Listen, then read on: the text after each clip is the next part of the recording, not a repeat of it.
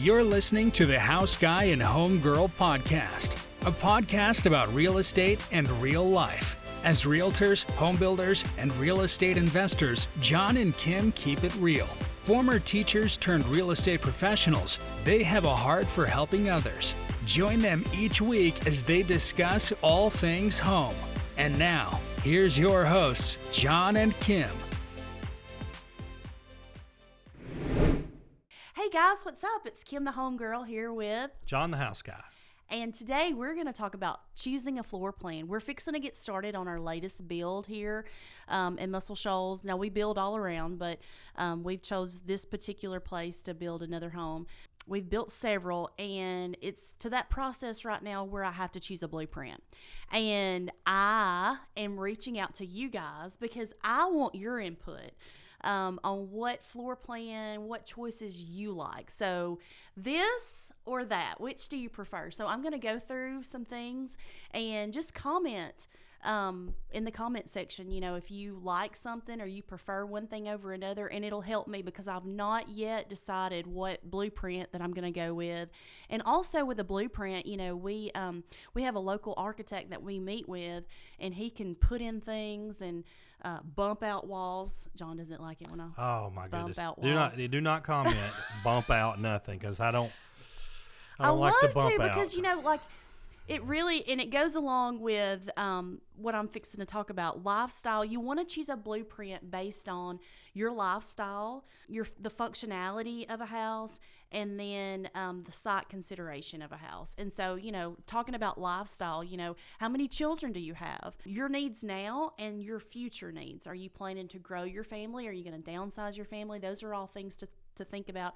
And then the functionality of a blueprint, you know, how does it flow? Do you want an open floor plan? You know, do you spend more time in the living room versus bedrooms, or, you know, and then even a dining room. A lot of homes now, they're being built with a smaller, pretty much like a eat-in breakfast area. The dining rooms are kind of cut out completely. And I know, you know, John and I, we've been around for a while. But anyway, so like, you know, dining rooms were, a formal dining room was a thing that was, you know, everybody had a formal dining room, and, you know, it was a separate table that really nobody ate at, you know, in my house. Yeah, it was a place for a china cabinet, right? Yeah, china. And then, but now that may be important to you. That's fine, you know, and those are very, like, decorated nice and furnished nicely. You know, those flow very nice in a house, but it really depends. Would you like a dining room, or do you want just an eat-in breakfast area? And then lastly, when considering a floor plan, you want to consider the site where you're going to build your home. You have to think about, you know, the orientation of the house, you know, how the weather, when the sun comes in, is it going to come up in the living room, or do you want it to come up in your bedroom? And then same thing when the sun goes down. Do you want that light coming in the living room, or, you know, and you can't like put a back door, you know, going out to the road there. You can't like totally, but you can, you know, sometimes tweak it a bit. We built a house one time for a guy that he had the perfect, like, his house was turned perfectly where, how did that work? Like, it never really got hot, like it, and he made his, where there wasn't any windows for. Talking about Coach Mitchell's house? Yeah. Well, yeah, just east and west. So the sun rose on the side of his house and set on the other side, and he didn't have any windows on either side. Yeah, it just laid out that way. But yeah, and that helps on your electric bill too. You got to look at your groundwork too. Like, if you're, you know, what floor plan fits. If it's a correct, you know, if it's on a hillside, you're going to have to dig that hillside out or build it up a certain way, or maybe it makes sense for a walkout basement or a crawl space or something like that. That's going to be the difference, you know. So all those, when you talk about site considerations, the floor plan's got to fit that, right? You don't want to have, you know, like Jeff's house, right? It's got a big underneath. You know, it's built into the side of that hill, so it comes out really high on the front, you know, which is great for where he's at and what he's doing. But at the same time, you got to be thinking about that ahead and look at the ground that you have. Right. And also in that, you want to consider, you know, I know you've seen on the internet and places like that where you can flip a house. So you need to, in doing that, you need to make sure that, you know, the garage is going to be on the, what is it? You mean flip a blueprint, right? Not flip a house. I'm sorry. Right, flip a blueprint over to where, you know, the garage is on one side or the other. But you want to make sure that it lays out to where the garage is on the typically on the low side. On the low side, yeah. Yeah, so you can drive in there and then step your house up. That's what I like to do anyway. So let's get into this. This or that, y'all. Come on.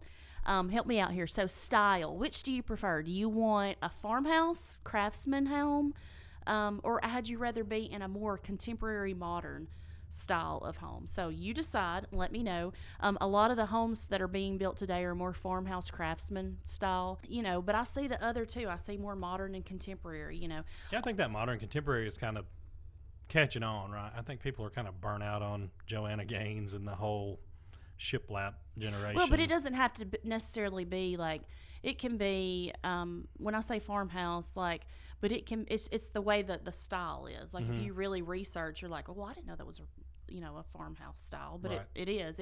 And it really, like, depends on what kind of choices you put in that home, Craftsman to me, is like an old River Bluff, Right. those homes there. But really it's some of the more modern, or the homes that are being built today. So let's get into the other part of it. So when you consider a blueprint, you got to think, do you want a 1-story home or a 2-story home? That matters, because sometimes you can't go back and, people say, oh, let me add a room to this. Well, you can't really add this way. People add that way for a reason, because of structure. So if you do want a 2-story home, you need to make sure the structure is there to support a 2-story home. Yeah, and consider, if you're whether or not you're a growing family or you're an older couple who's empty nesting and you're downsizing, do you want to be dealing with stairs? Do you want to be Correct. dealing with, yes. do you want all your kids to, if you have a bunch of kids, do you want them all on the same level as you, or you want them upstairs with all their toys and their mess out of the way? So Right, that's true. That's some things to consider. And then semi-detached garage, this is a new thing that I've seen on some newer builds, that, the house is still attached to the garage is still attached to the home, but it's like a little alleyway that attaches Almost it. like a mudroom. Yeah, like and a it's separate- so cool. I like that. So had you rather have a garage that is on your home or semi-detached? And then that leads us to the number of garages you would like. 2, 3, and then 5, 6. No, you must have a large home. And let me just go ahead and say, make sure that you don't build too many garages for your home. You want it to be in proportion. So if you do have a 6-car garage, which, that's a lot of money, y'all, make sure you build a big fat house You're going to to go fill it with up that. with junk. Yeah, that's true too. But anyways, in considering garages, would you like a 1-door or 2-door? Remember, you can still have a 2-door garage or a 1-door garage and still have a double garage, the one big door that opens. And then consider an insulated door. That's something that we used to not really do, but it really helps on your electricity bill. It's a little more money. Well, it just makes your garage area more comfortable too, and it does True. cost a little more. But insulating a garage door is I think it's a worth it. cheap So and easy way what to had do- you make a prefer? difference. Non-insulated, insulated, and like I said, it's a little more money up front, so that's something you have to budget for. This is kind of something that we're struggling with, or I am rather, a side shot garage or a front shot garage. And a front shot garage is just coming off the road into the garage. Obviously, your lot size has a lot to do with that, how much road frontage you have and the house plan that you choose, but we're kind of struggling with that. So is a front shot garage a deal breaker for you, or had you rather have a side shot garage? So the side shot, what we call it a side shot, but it's the garage. Basically, the entry to your garage is on the side of your house, so your driveway comes down and then enters on the side, or basically you pull right off the road right into your garage. And then like she was saying, the site considerations are really a big part of that, right? Because you got to have enough footage there to get your driveway wide enough so you can turn in there. So that's something we're kind of dealing with now, trying to measure out and make sure these lots will fit those, because people, I think, and that's what we're doing this for, is I think people like the side shot garage more because it makes the front of the house look cleaner and bigger. Yeah, it definitely changes the exterior look of your house. But if it won't fit, it won't fit, right? All right, moving on to bedrooms. Okay, you need to consider how many bedrooms you would like for your house to have, and then what kind of, where you want those bedrooms situated. Had you rather have a split floor plan where the master or main bedrooms on one side and the other bedrooms are on the other, or had you rather have them all grouped together? So that's something to consider. And then that goes back to the lifestyle and functionality of your house. What are your needs now? What are they in the future? And the number of baths in a house. We currently have 3, and I love them. Actually, we have, yes, Two and a half. 2.5, yes. I love that extra. Like we're a family of 4, and I know that's a little much, but having 3 bathrooms are like that. I don't think I could ever go back to 2. But that's just, that again goes back to the lifestyle and functionality of your house. Well, and another thing to consider too is, you can put 6 bathrooms in there, but you got to clean them. True. And that's the difference, right? Because, they're going to be used and you got to clean them. So just a consideration to have when you're thinking about building a house. You're going to have more toilets, right? More areas to get ready, more showers and all that. But you also are going to have more to clean if you do your own cleaning. It's something to consider. That's a good point. When you think about baths, you got to you think about the type of actual bath you want to put in there. Do you want to put in a tub shower combo, which is probably your cheapest bet? It's the tub, and then it comes up with it's just one big fiberglass unit. But now you can't do that after the house is built. That's not gonna be able to get it through the door, right? So in most cases, right? Yeah.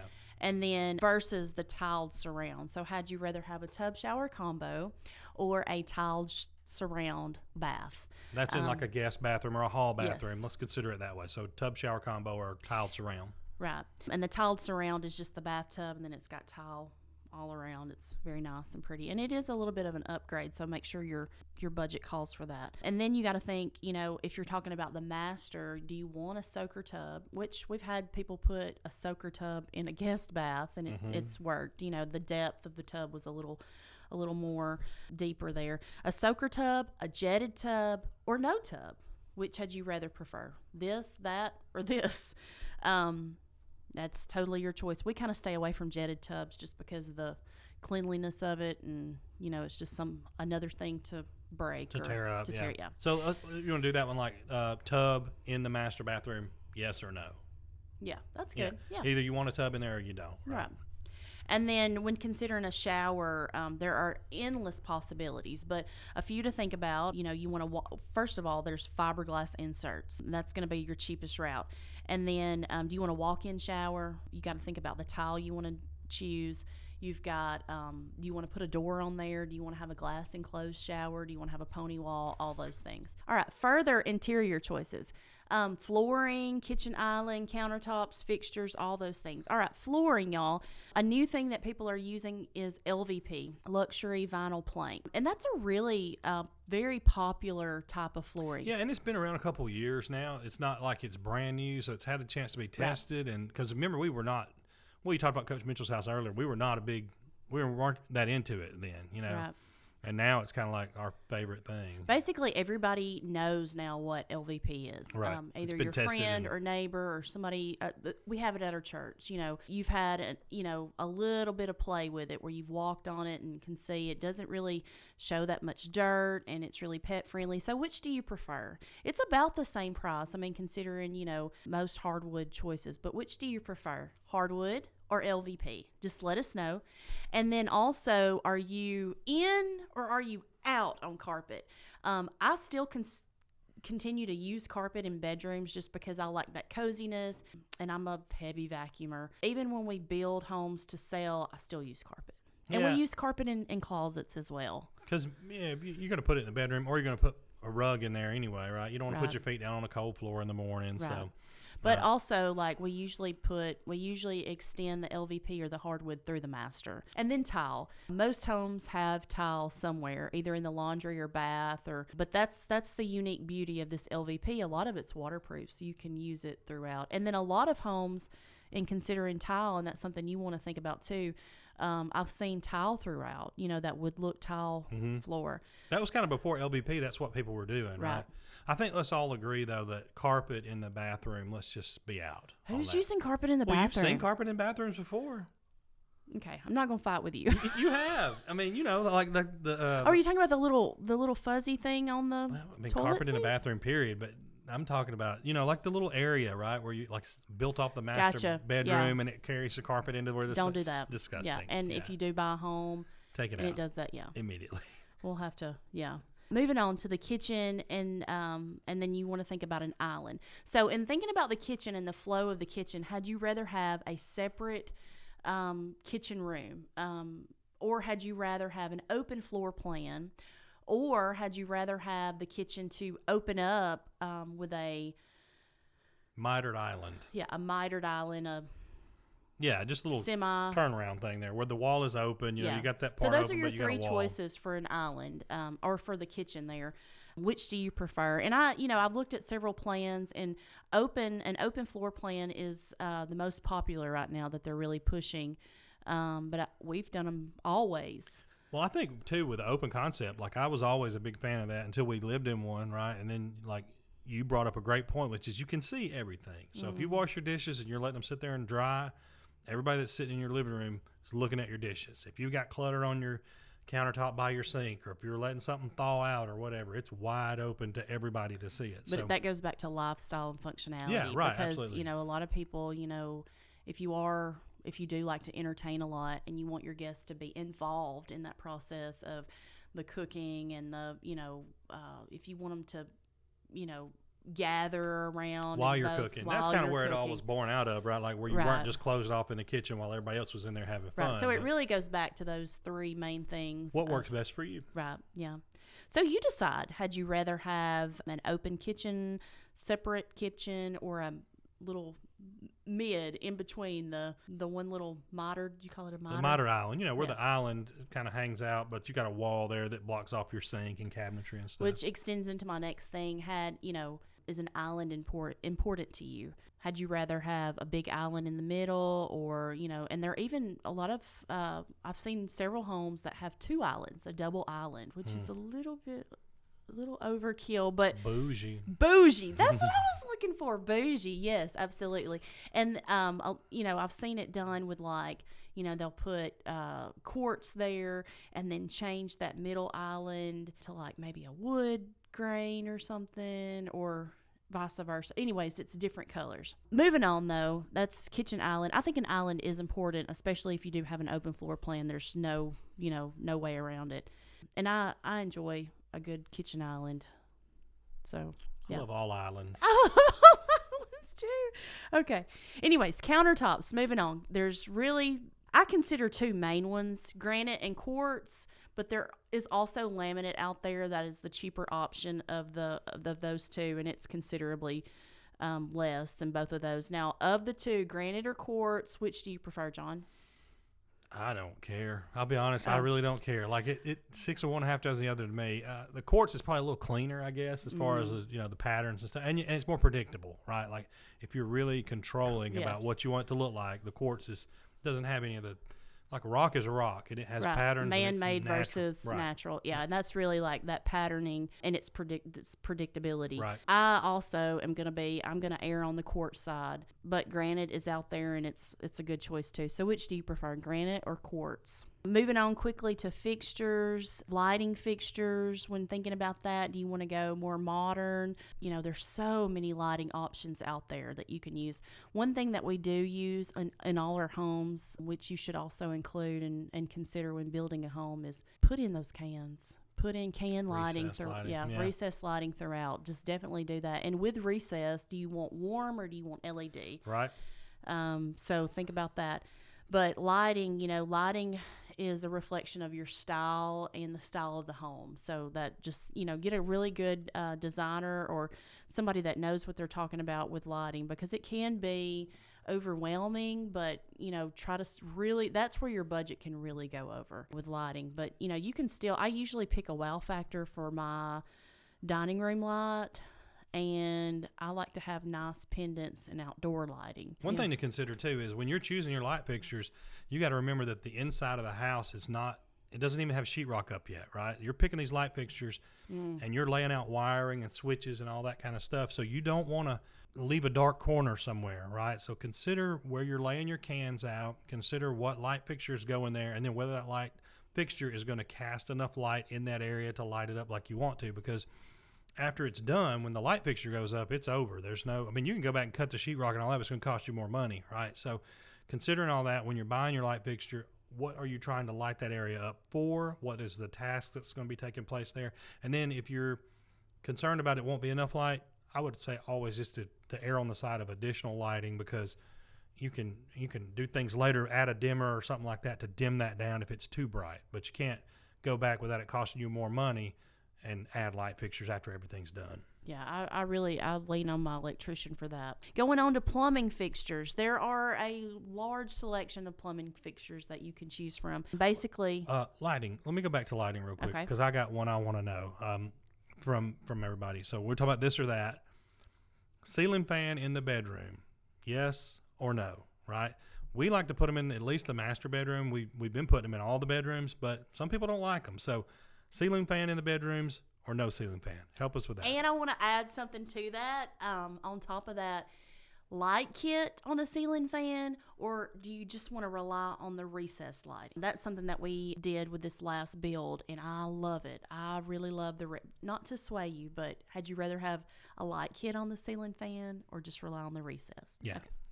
All right, plumbing fixtures. There are many, many choices out there. Had you rather have a widespread sink fixture or a center set sink fixture? Basically, the widespread, if you're counting drops in your surface area, you've got a hot, and then there's a hole for the spigot, and then the cold. So there's 3. That's called the widespread, and those are more expensive. And then you've got then the other option is just the main little center set. We're talking sink about bathrooms fixture. here. Yes, yeah. bathroom. So you have plumbing. the center set is going to be just that all together, right? It's got 2 handles and a faucet that's all in one piece, and then a widespread is going to have the faucet, spigot, and the 2 handles, right? Yeah, and the widespread is more I expensive. don't know why I choose to like just stand on a hill for these, but I'm just a widespread person. It's So because they're more expensive. I know, but I look at when you go to clean a bathroom, that widespread sink, you can get in there and clean it. But the center set, which gives you the same function, you can still brush your teeth, wash your face, wash your hands with both. But I like the widespread. So which do you choose?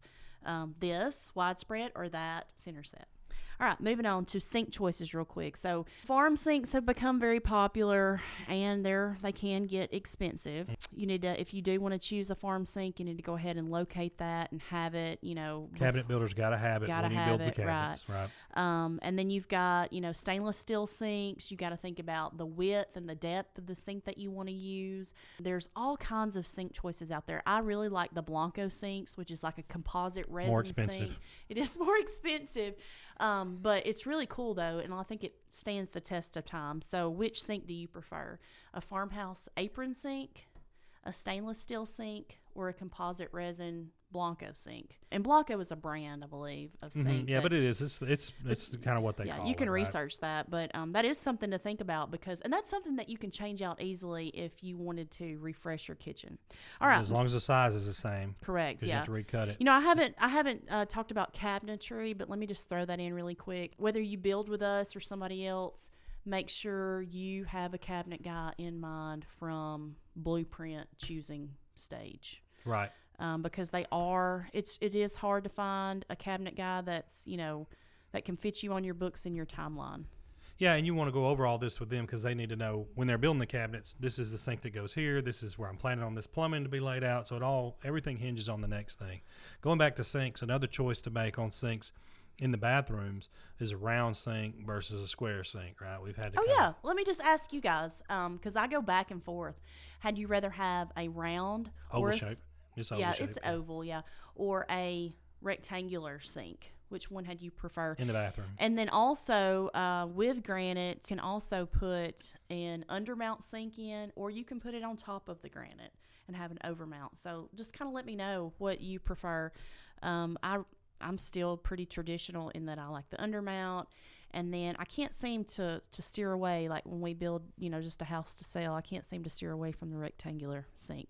Going back to cabinets real quick, that's a very important, costly, but, it takes up a lot of your budget in the interior choices. So make sure you get a really good cabinet maker, that can meet your timeline, because that is very important, and cabinets hinge on so many things. So if you don't have cabinets, you can't get granite, you can't get your plumbing set, and you just need cabinets. So make sure you choose that early. Going on to style choice or trim style of your house. Trim is everywhere in your house. It's what goes from it's the transition from your floor to your ceiling. Baseboards, crown molding, door trim, window trim, any kind of excess that you want to put on your stairs. If you're building stairs in, you got your stair trim. Basically, you need to decide that in the beginning and then continue that throughout your house.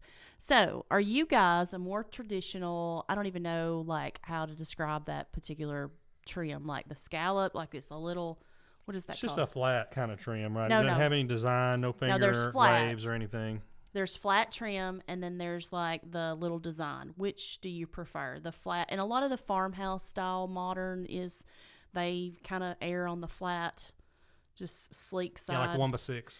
And then the other is more modern. With trim style, you know, you can go like, you can make it, just bulk it up with a couple pieces of trim and like really put a big header. We do that sometimes in living rooms and stuff. All right, moving on to paint colors. Usually when you do get a painter, they give you 5 paint choices, and we try to kind of stick with that 5. Basically, you have a ceiling color and a trim color, and then you've got 3 additional colors that you can choose from. I would recommend you staying in the neutral palette with those, but it does need to complement the style of your home and your exterior choices as well. Just kind of continue that on into the interior. Well, and your own personal taste too. Yes. If you're planning on reselling it, or if you're going to live there forever, if you want to paint it purple and green and pink, and you're going to live there, and you're going to live there for a long time, Sorry. that's Don't up to do you. it. But if you're going to resell it eventually, you don't want to have to paint the whole thing again. Then neutral is definitely Yeah. what we do, because we're most of the time looking to sell. Yeah, and usually I do neutral throughout the house, and then I'll go and do, you know, the bathroom in a different color, the laundry room or something like that. But that is something that you want to think about in the grand scheme of everything else, because all that hinges on everything else, the countertops, all of it, window color, everything. All right, moving on to stain real quick. Stain choices will be any kind of wood that would need to be stained in your house. Front door. door, beams. Sometimes people have an island that would need to be Anything stained. on your front porch, your Yeah. posts, any of that stuff. Post, yes. Stay in the same family. All right, last thing I want to talk about is splurges. When you're thinking about a blueprint, think about, you know, if you do want an outdoor kitchen in the future, if you want a future pool, a mother-in-law suite, a detached garage, all those need to be thought through prior to positioning and building. Man cave, maybe you want a man cave. But guys, we need your help. Comment in the comment section below and let me know what you prefer, this or that. And you know, if you Or think this or that, or this or that, or this or that. And- A lot of and- choices, but we and then need. It's what it is. When you're building a house, it's a lot of choices. it is a lot of choices. But if you think, oh, this video's old and, you know, they've already chose a blueprint, y'all, we are always building. We could always use your suggestions. So anyways, that wraps us up for today, and we appreciate you listening. And if we could help you in any way, give us a call. Thanks for listening to the House Guy and Home Girl podcast, your #1 source for all things home. Be sure to subscribe to the podcast and check out our YouTube page for video content from the show.